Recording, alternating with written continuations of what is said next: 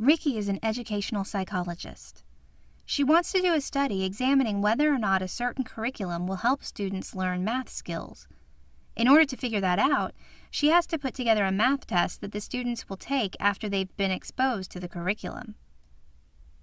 Psychological measurement is the process of evaluating psychological traits, including cognitive skills like math and other traits like depression or altruism. Measurement is the cornerstone of psychological studies. Without measurement, there is no way to gather data in a study. Without data, there is no way to know if your hypothesis is correct. For example, Ricky might think that the curriculum will help students learn math, but unless she measures their math skills, she won't have the data to show whether it actually does help or not. There are many tools used in psychological measurement. When looking at cognitive, or thinking, skills, tests are usually used to measure outcomes.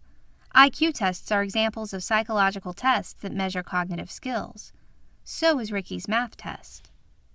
Let's look at two different ways of scoring tests: norm-referenced and criterion-referenced.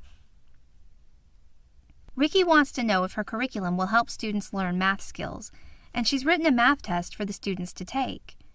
But how should she determine what passing means?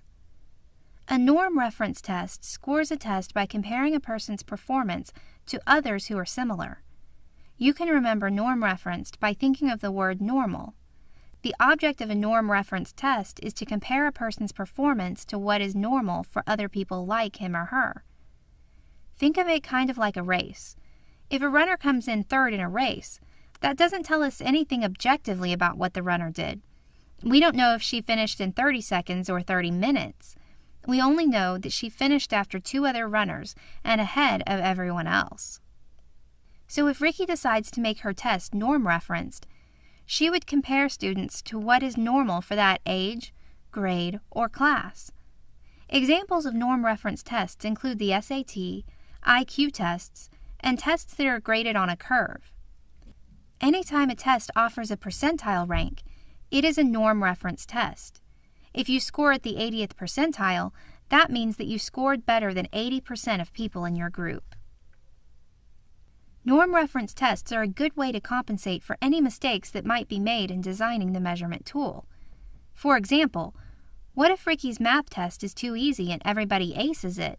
If it is a norm-reference test, that's okay, because you're not looking at the actual scores of the students, but how well they did in relation to students in the same age group, grade, or class.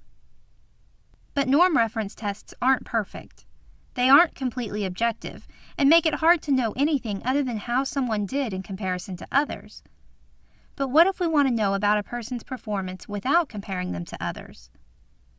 A criterion reference test is scored on an absolute scale with no comparisons made. It is interested in one thing only: did you meet the standards? Let's go back to our race scenario. Saying that a runner came in third place is norm-referenced because we are comparing her to the other runners in the race.